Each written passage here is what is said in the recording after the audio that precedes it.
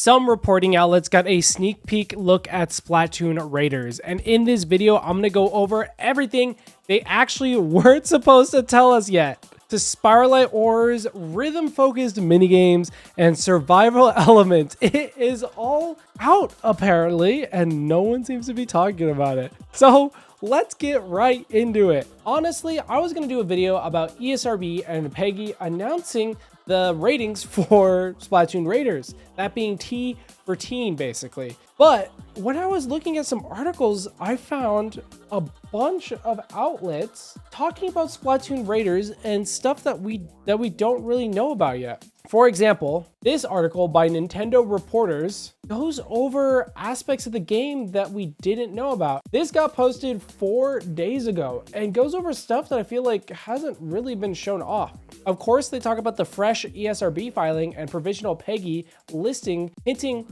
that the game could come to the Nintendo Switch 2 as early as September 2025. And this was the original video topic. Because we just got the ratings for the game, it could come out in like 4 months. That's normally the time span. When we get the rating for the game, normally the game would then come out about, 3 to 4 months later. But when I was reading this article, they go into Spiralite ore, the drain, the role of the mechanic that's apparently a part of Grizzco is brand new stuff that I haven't heard about. So let's go through this article and find out. So they first talking about the origins of the Splatoon Raiders project and the announcement of it. It being a more narrative-driven angle that can coexist with ongoing multiplayer updates. Then they talk about the reveal. Closing card coming soon to Nintendo Switch 2. And then within minutes, ESRB and Peggy's database entries popped up, reinforcing confidence that development is virtually complete. This is true. Splatoon Raiders did pop up on ESRB and Peggy's database,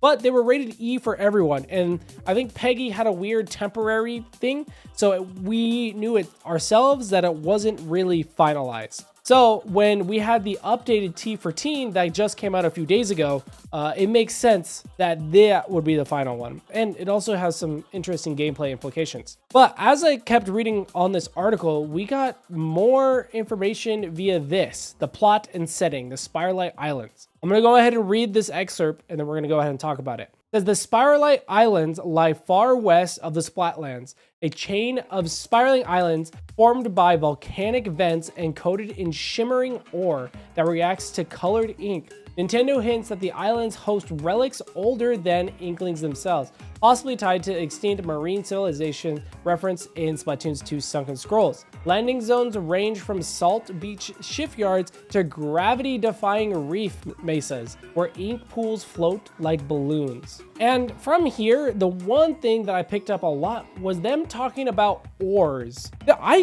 did not hear that anywhere. This is where it gets really, really interesting. The role of the mechanic, because again, I haven't heard any of this anywhere. It says, this isn't your standard Inkling recruit. The unnamed mechanic arrives with a toolbox, not without a license from Grizzco, which is interesting because they are wearing orange overalls in the art that we have seen. It makes so much sense. This is 100% a Grizzco uniform. Salvaging scrap, forging gear, and wielding gadgets, MacGyver style.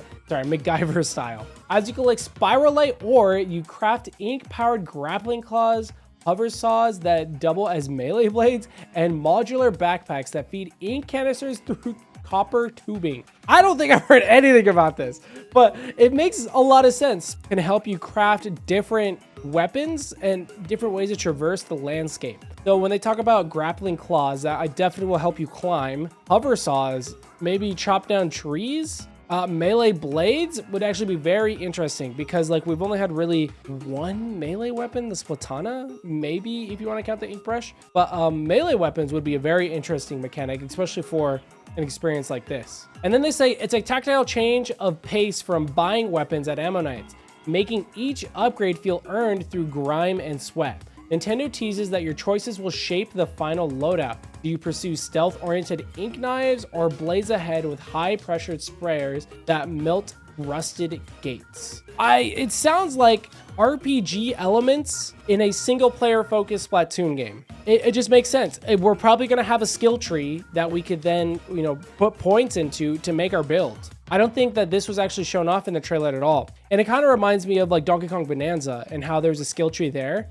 I'm not a massive fan of it, but if it's done right, I could definitely see it being an interesting way to play the game. You can make stealth builds or, high pressure, fast builds, stuff like that. Then they talk about Deep Cut. They say Shiver, Fry, and Big Man proved instant fan favorites in Splatoon 3, and Raiders positions them as co-leads rather than background broadcasters. Each idol mentors the mechanic in unique playstyles.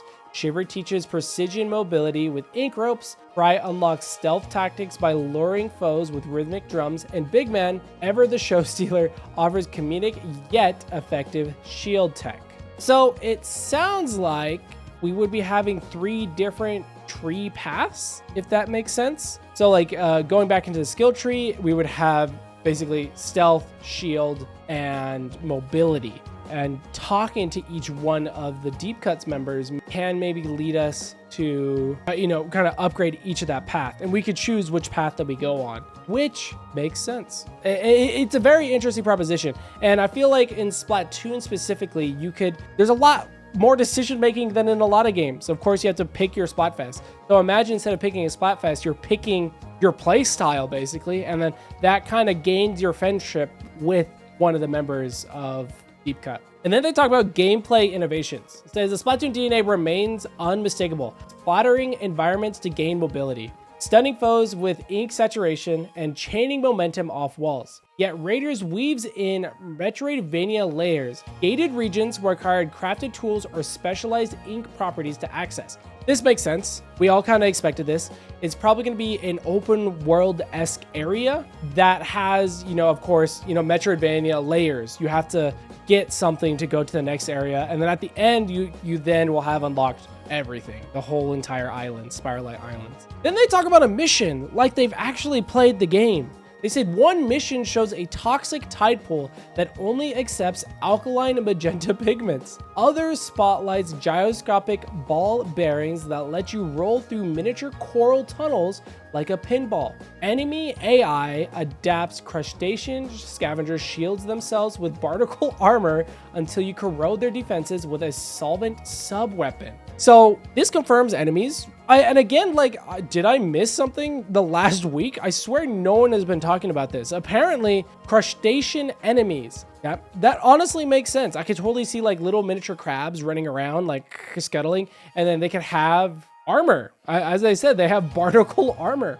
You have to corrode with different types of ink. And I think that sounds like it's going to be a big gameplay mechanic, is different types of ink. Because this one is talking about, a magenta pigment ink has a different property than your normal ink. And that kind of makes sense because I was a little worried that this blue ink color would be the ink color that we stay with. We can't really change it. But it makes sense for a single player oriented experience that the ink color would actually change what the ink actually does. I'm interested to see what that does. And they say boss battles lean cinematic image surfing a whirlpool while tagging weak points on a colossal electro eel. Side quests range from rescuing stray Salmonoids to rebuilding lighthouses that unlock fast travel rail lines. Expect 20-hour main path with optional depth for completionists. I think 20 hours is a really good kind of story mode experience as long as there is replay elements. Sadly, right now, I don't think they've mentioned anything about there being a horde mode. It sounds like Salmonoids are our friends, which sounds like something exactly like the Splatoon team would do. I think they did that with Octolings, and now I could totally see them doing with Salmonoids, where we actually help the Salmonoids, and maybe in the future games, it's a little weird. Because I feel so odd helping them, but it just sounds like something the Splatoon team would do. I do hope there is some sort of repeatable gameplay loop, and it isn't just a one and done single player experience though. How single player it's gonna be, and I think this is important. It says, where Splatoon 3's Return of the Mammalians campaign offered a bite-sized stages, Raiders embraces open zone progression, which we kind of expected. The islands connect via ferry docks you activate by pumping ink into your hydraulic pumps, effectively coloring maps with your unique hue. I don't think we saw anything like that. looking at Twitter, I see nothing of that. I mean, looking at the ship, it kind of makes sense that we might have to fill it up with maybe like a special kind of ink. And then that will give us like enough propeller to get launched to the next island. So it's not like we're actually going to be like moving in between islands with the ship, but it's just going to be like a way to go one area to the other super fast. And then they talk about the multiplayer. And unfortunately, there actually is going to be 0 multiplayer in this game, according to them. It says friends can spectate online, but cannot assist. Nintendo wants to preserve a narrative pacing. However, a new game plus mode promises time trial leaderboards, encouraging speed run culture. If this is a 20-hour experience, I have no idea how speedrunning will be implemented into this game. So I take that as you. I really have no idea. There's hidden diaries scattered across the islands, deliver environmental lore akin to classic Zelda journaling. How is Splatoon Raiders going to tie with Splatoon 3 or the most recent Splatoon game, or like Splatoon 4? And it sounds like if you have Splatoon Raiders, you can unlock gear in Splatoon 3. And that makes a lot of sense, to be honest, because I think there will probably be one after you finish the game, and then one after if you have like a save linked. Ink color isn't cosmetic anymore. Certain pigments resonate with spiralite minerals, unlocking elemental effects such as electric surge or sticky resin. That makes sense. We were just talking about this, how the ink color isn't cosmetic and it is gameplay oriented. I hope this is just because it's a single player experience. I don't think I'd want that to be in the mainline game. And they say fashion remains king, patched up overalls, neon welding masks, and salvage chick red fine drip. Nintendo even partnered with fictional brand Bara Sushi for denim tool belts that boost special charge rate. And then they talk about enhancements with Switch 2. It says Splatoon Raiders is built exclusively for Switch 2, leveraging its beefier GPU and DLS style upscaling. Nintendo targets its locked 60 FPS at 1440p docked and 720 handheld, with a dynamic ink physics that ripple in real time. I think this is crazy because if you were to think like what's the next logical step for Splatoon on the Switch 2, I do think real-time ink physics would probably be the next in line. Like if they were to use the GPU and the CPU,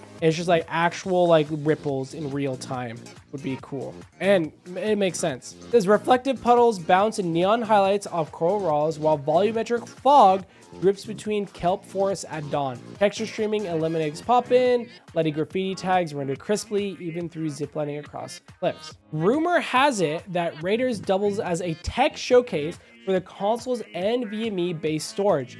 Loading screens rarely top 3 seconds. Accessibility options include colorblind ink palettes and gyro sensitivity curves, continuing Splatoon's tradition of fine-tuned control schemes. And I think that's actually really interesting if they're going to let us tweak the gyro sensitivity. And of course, colorblind in Splatoon. I don't think we've had that in the base game. So definitely dubs for accessibility. But yeah, it being a tech showcase for the NVMe-based storage makes a lot of sense, because right now I feel like Mario Kart also kind of showcases that, but for like an open world game, I think it'd probably be better. I mean, we've even seen it with Breath of the Wild already, so I don't really know if it'd be an actual real tech showcase. It just kind of show off what the Switch can do. And this next section is how I originally found the article, because I was researching, trying to find more information on the ESRB and PEGI ratings. And this is what they say. It says the ESRB entry lists Raiders as teen for fantasy violence and comic mischiefs, mirroring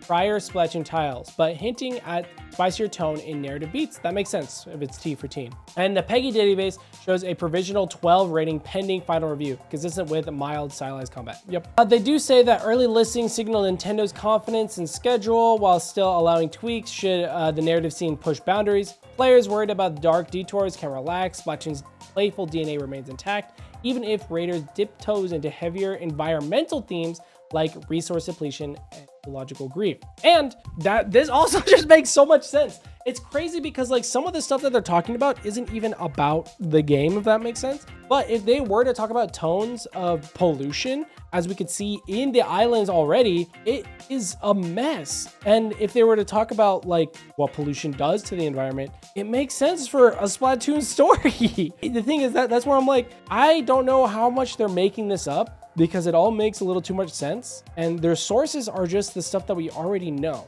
So yeah. Then they talk about the rating itself. It says dissect descriptors line by a mild language tag suggests NPCs might toss cheeky remarks beyond the Splatoon's usual woomy exclamations, which makes sense. The last the last games that we have seen have had voice acting. And I think this is a step in the right direction on where Nintendo is going to be going. I think for a lot of their single player oriented games, they're going to start implementing voice acting for almost all of them. And if that means we're getting voice acting for all the Splatoon characters, that would be crazy. Okay, and then they start talking about the normal 10.0 update, which, you know, I guess makes sense. A lot of people know about that.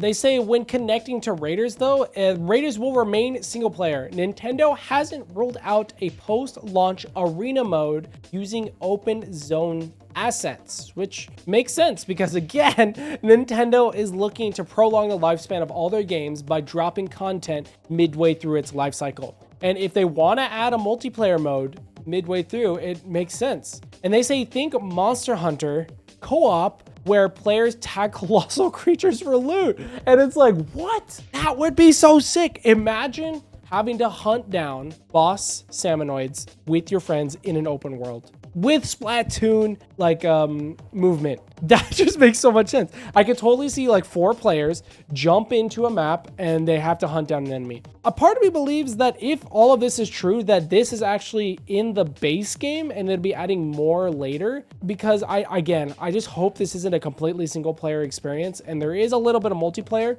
And if this is a multiplayer mode in the game, I think that'd be cool. Splatoon mixing with Monster Hunter just makes so much sense. And then they talk about the release window speculation because we already got the ratings. And they say industry analysis point to a September 2025 slot, 4 months after Switch 2's June launch, mirroring how Splatoon 3 anchored Switch's last summer lineup in 2022. The ESRB listing times aligns with typical 3 to 4 month gaps between ratings and shelf date. Retail monitoring bots even caught placeholder SKUs appearing on Amazon's Germany for late September. Nintendo might announce a date during a back-to-school direct in August, bundling Raiders with special edition pastel green OLED dock.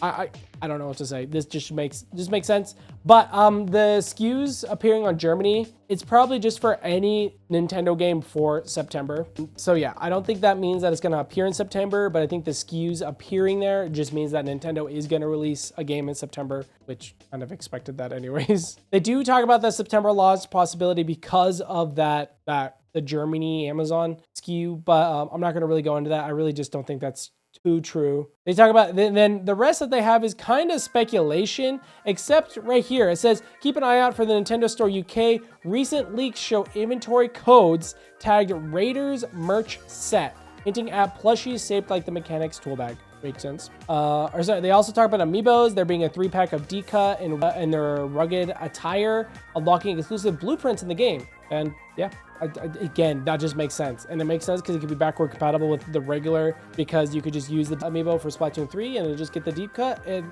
it all just makes so much sense. My only hiccup with this article is their sources. I checked all of their sources and this is already stuff we have seen. This one talks about the ESRB and the PEGI. And then this one talks about, this one just recaps everything, but nothing about the stuff that they got their hands on. That was kind of like my first time looking through the whole article entirely, so it was kind of like a first impressions style thing. It is hard to believe all of that, but it also makes so much sense. But then again, where did they find out this information? I will reach out to NintendoReporters.com to find out where they exactly got all the information, and maybe do a follow-up video or something in the comment section down below if there was something that I found. But let me know what you guys think down there as well. It's a lot, and it's exciting because Splatoon Raiders might be closer than we think. With, again, my original topic was just talking about the ratings being revealed and what that means for the release date. And September, a lot more doable. It just depends when Metroid Prime Beyond comes out. A lot of people are thinking that Metroid Prime Beyond is going to come out alongside Pokemon, like in the same month. And they're just going to kill Metroid at that point. So I don't know. But let me know what you guys think in the comment section down below. Do you even believe any of this? Is that any of this real? Let me know. Anyways, I'm Crafty Type 1, and I will see you guys tomorrow. Goodbye.